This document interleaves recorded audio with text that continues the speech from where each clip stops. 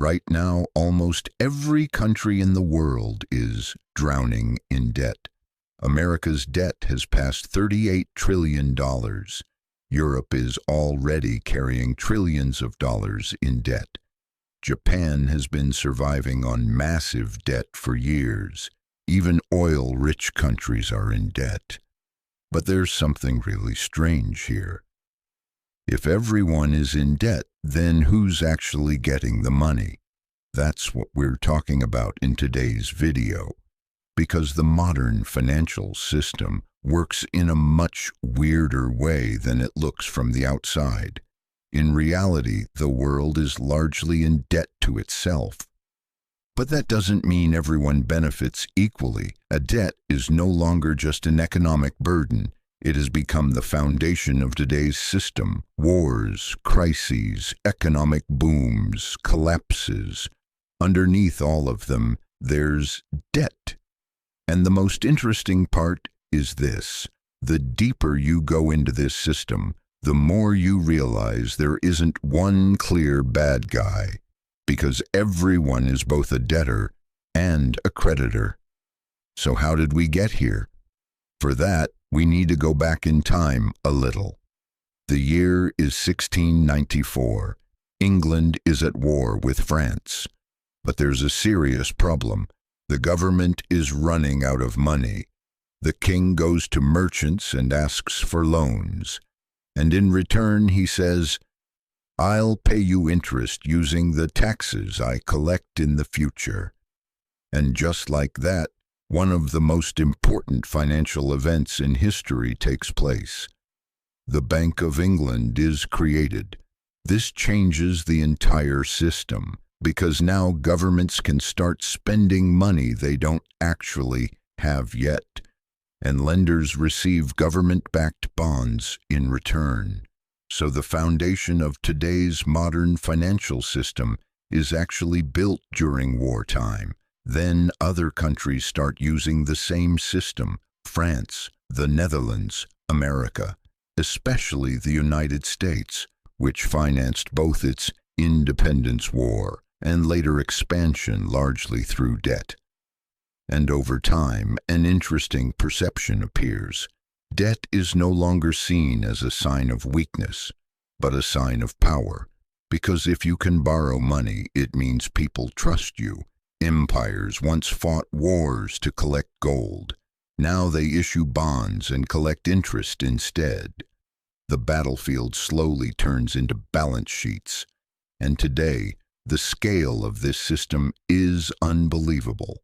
Global debt has now surpassed $315 trillion.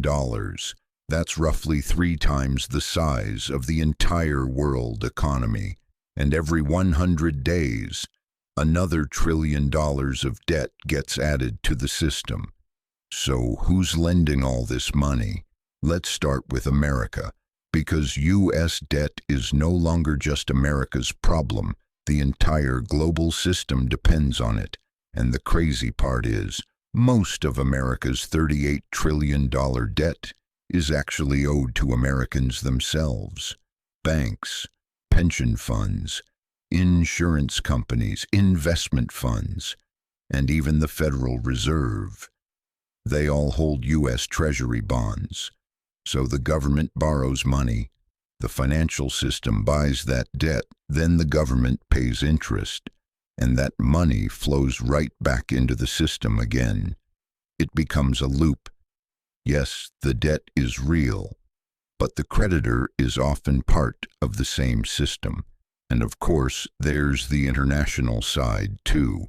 Japan lends money to America.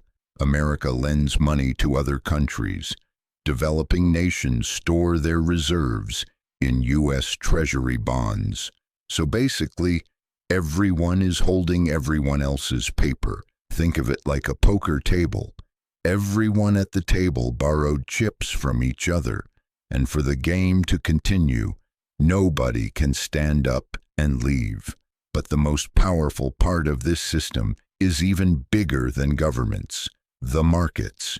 Because now the fate of countries isn't decided only by politicians, massive investment funds, central banks, hedge funds, credit agencies.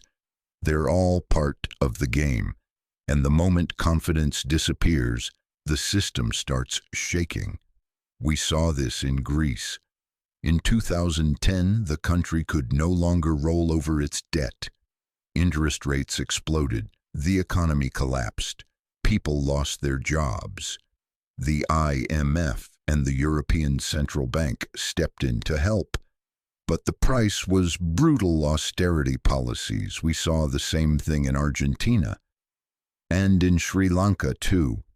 As long as the system works, everything looks normal. But once confidence disappears, the real creditors suddenly become visible. And this is where the most critical part begins. In the modern system, governments are not actually trying to fully pay off their debt. Yeah, you heard that right. Today's system isn't built on paying debt off. It's built on constantly rolling it over. Governments pay old debt with new debt. Economists call this refinancing. In other words, the system has to keep moving forever, like a shark that dies if it stops swimming. For example, imagine America somehow paid off all of its debt completely. At first that sounds amazing, right? But in reality, it would be a disaster for the global economy, because U.S. Treasury bonds are currently considered one of the safest financial assets in the world. Banks use them as collateral. Funds store them. Central banks keep them as reserves. So the system itself has become dependent on that debt existing. Debt is no longer just a problem. It has become the fuel of the system. That's why politicians saying things like, "We'll completely eliminate the debt," or "We'll erase the national debt," usually isn't realistic. The goal of the system isn't to destroy debt, it's to keep people believing in the system, because once confidence disappears, everything can stop. Interest rates explode, markets crash, the economy freezes, and suddenly we realize that the entire system was built on an invisible agreement. Everyone believes the game will continue. That's the real secret of the system. Debt was never designed to be fully repaid. It was designed to keep people believing that it could be repaid.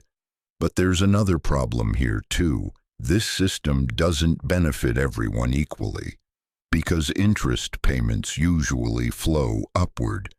From workers, from taxpayers, from the middle class, toward the massive institutions that hold the debt. That's why both global debt and wealth inequality keep rising at the same time. The system rewards those who own debt, not the people who simply pay for it. And maybe the most interesting part of all is this: there isn't one single villain. It's not just China, not just America, not just Wall Street, not just the IMF. All of us are part of this system, because the modern economy is now built on debt. Governments issue it, banks multiply it, investors trade it, and citizens become dependent on the system continuing to run. In the past, debt was seen almost like slavery. Today, it's seen as economic balance. But if that balance ever breaks, that's when we'll remember what debt really is: a promise that may not be possible to keep forever.